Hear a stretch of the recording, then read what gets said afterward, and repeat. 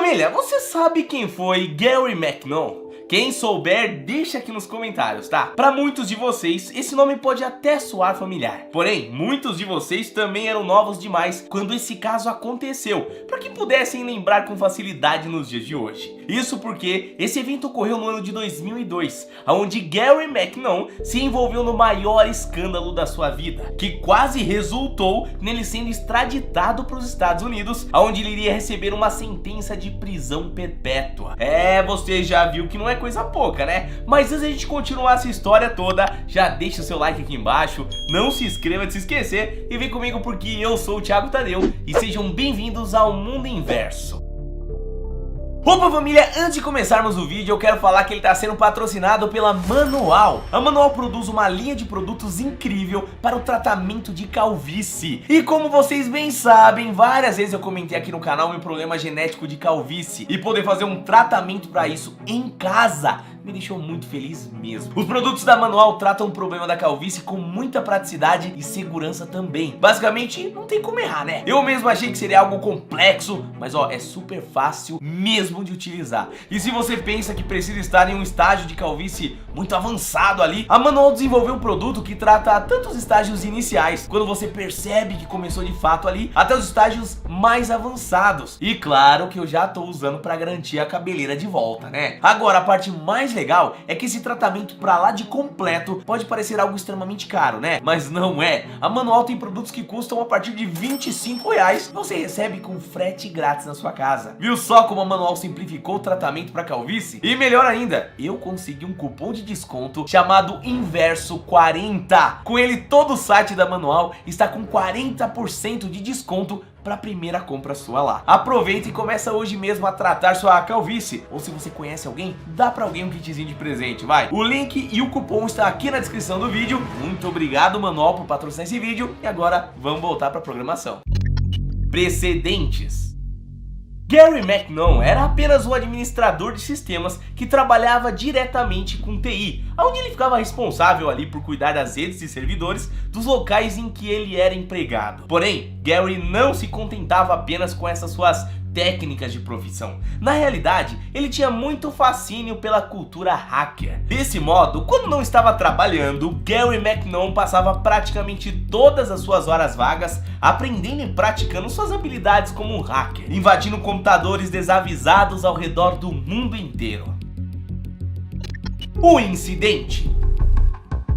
Porém, família, tudo mudou no ano de 2001, dias depois que os Estados Unidos sofreu os ataques terroristas às Torres Gêmeas, isso em Nova York. Quando o ataque ocorreu, muitas comunidades e fóruns online passaram a se questionar a respeito do papel do governo norte-americano nisso, principalmente de hackers que já entendiam como o fluxo de informações já havia mudado a sua geração. Não era a primeira vez que os cidadãos americanos teriam passado por um atentado que poderia ter sido evitado, para, claro, criar uma certa comoção do povo ali e assim causar uma possível guerra, né? Um bom exemplo já foi confirmado desse tipo de prática do governo dos Estados Unidos e foi durante o ataque de Pearl Harbor, onde as informações do ataque já haviam sido codificadas com uma semana de antecedência e ao invés de evacuar a base de soldados e civis, incluindo idosos e crianças, o governo optou apenas por retirar suas embarcações mais valiosas e depois utilizou a tragédia ali, justificando uma outra situação, né? Assim, quando um ataque semelhante aconteceu bem debaixo do nariz, numa era em que o acesso à informação estava em 1 milhão de vezes maior, fez muitas pessoas, principalmente hackers, verem o governo de uma maneira ameaçadora e usarem suas habilidades para tentar entender o que de fato aconteceu momentos antes do ataque. Naquela época, Gary McKnowne não fazia ideia, mas essa sua decisão iria acabar resultando na sua fama como o hacker que fez o maior ataque a computadores militares da história dos Estados Unidos, família. Não é coisa pouca, né? Ataque digital. Depois de muito planejamento e engenharia social, Gary McKnowne estava pronto para dar o seu ataque apenas um ano depois.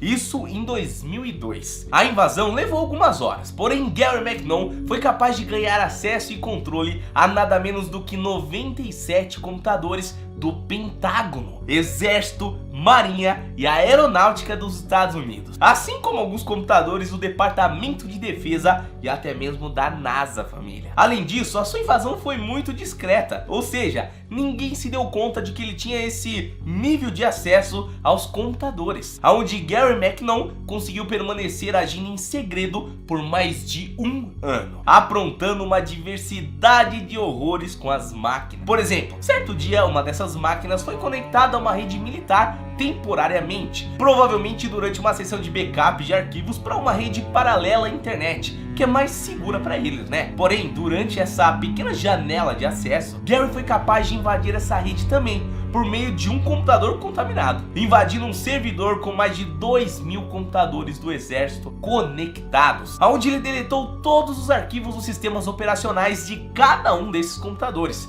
derrubando a rede por mais de um mês. Ele também ficou adulterando informações de arquivos, como por exemplo a quantidade de equipamentos que deveria ser comprado para defender bases pelo país. Por exemplo, uma base estaria para receber 4.000 fuzis e 20.000 munições para eles. Gary ia lá, alterava o pedido, isso de última hora, né? Fazendo com que chegassem 20 fuzis e 500 munições. E ninguém na base entendia como é que isso poderia estar acontecendo.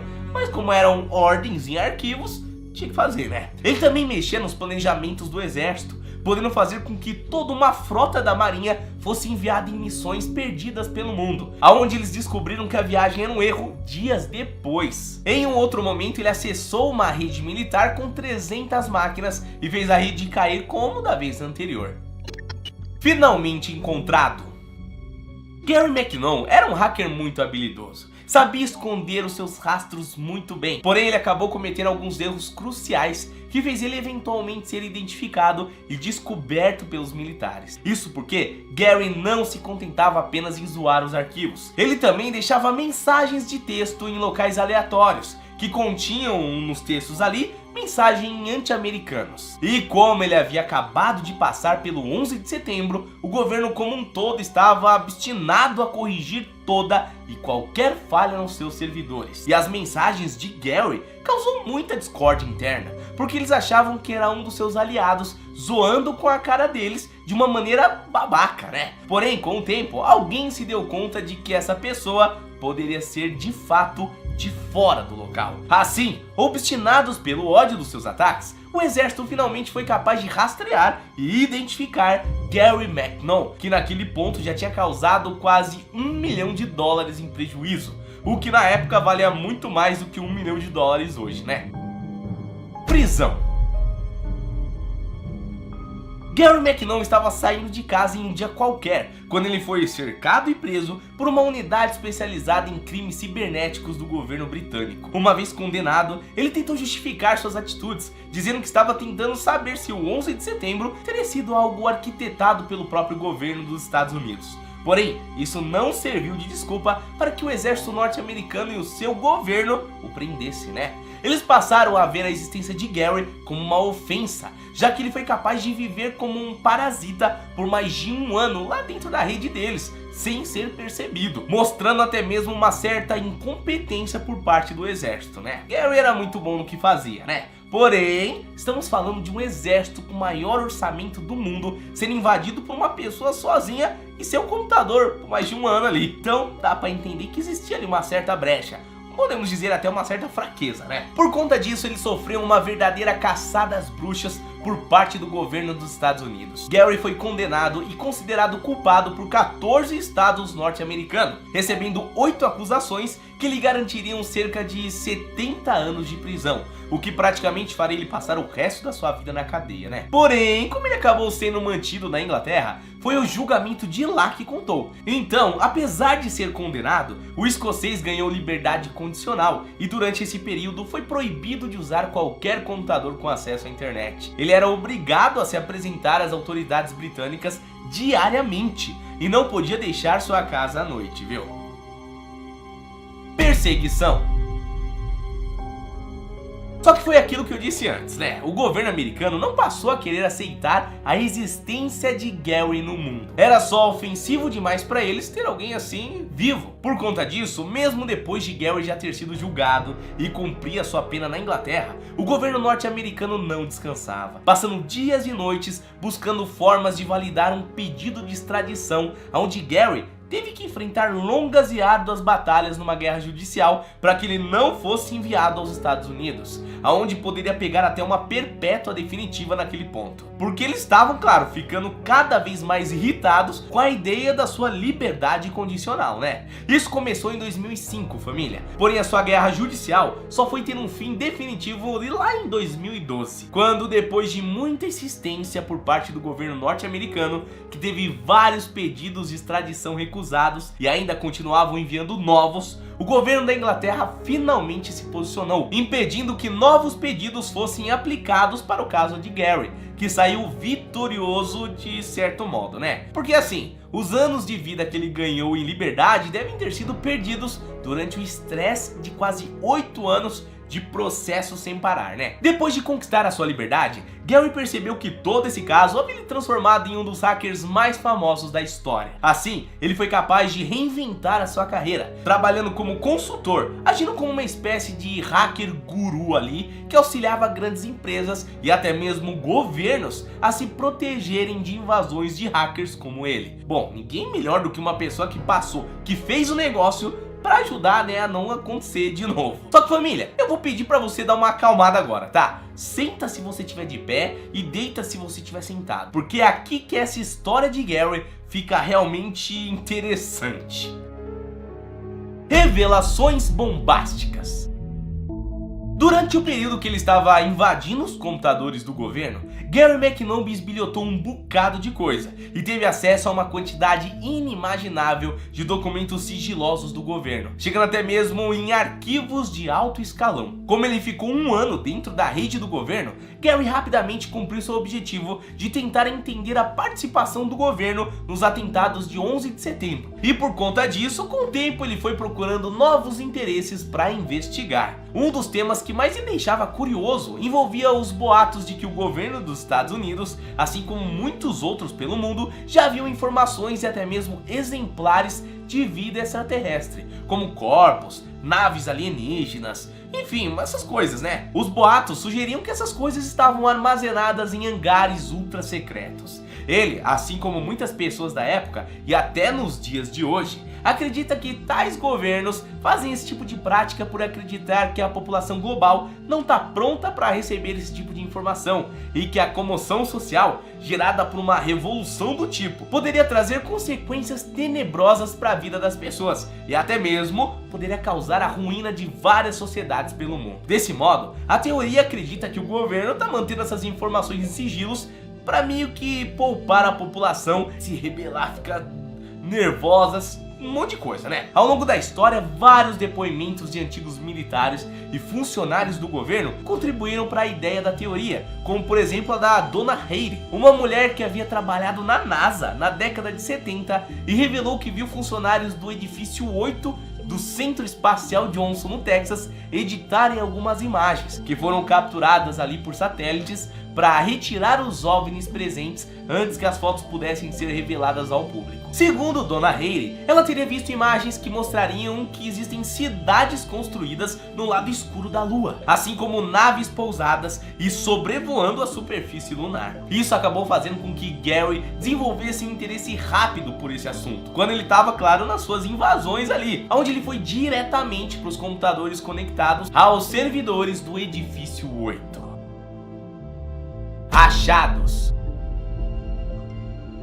De acordo com Gary, foi absurdamente simples ganhar acesso aos servidores da NASA, e neles ele encontrou arquivos em alta resolução que haviam sido processados digitalmente, mas também muita coisa original. Gary diz ter encontrado algumas fotos muito estranhas, como por exemplo uma que mostrava uma estrutura de grandes dimensões que tinha formato cilíndrico e era rodeado por um par de domos que tinha sido encontrado no hemisfério norte. Ele também revelou que teve acesso a planilhas da marinha que detalhavam o transporte de carga entre estações espaciais tripuladas por oficiais não terrestres da Força Aérea Norte-Americana, assim como a lista com nomes de 30 desses militares não terrestres, né? E também as suas respectivas patentes. Gary disse que o próprio governo dos Estados Unidos possui algumas naves de guerra que ficam em órbita e foram apelidadas de USS Lee May e USS Helicopter. O USS é o nome dado aos barcos da Marinha dos Estados Unidos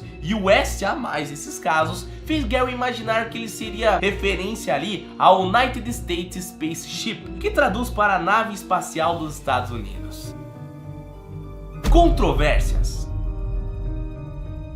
Apesar disso tudo, ainda há muitas pessoas que questionam a veracidade das informações trazidas por Gary, principalmente porque ele construiu uma carreira em cima das suas revelações bombásticas, né? Que poderiam ter sido muito bem forjadas apenas para aumentar ainda mais a sua fama. O que não colabora com Gary é o fato de que, mesmo sendo um hacker no mundo digital, ele não armazenou uma prova sequer daquilo que foi dito, principalmente no caso dos alienígenas e OVNIs, né? Nenhum documento ou uma fotinha sequer. E como Gary era conhecido por ser alguém que pregava peças e mentia bastante, a veracidade dos fatos que ele apresentou caíram em questionamento para muitas pessoas. Porém, ele ainda mantém uma comunidade forte com milhares de pessoas que acreditam naquilo que ele disse.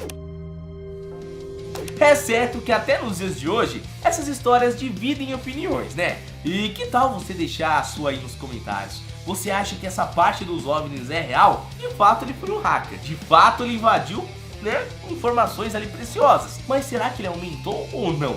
O que é que você acha? Muito obrigado por ter visto esse vídeo, a gente fica por aqui, um abraço e se cuida, valeu!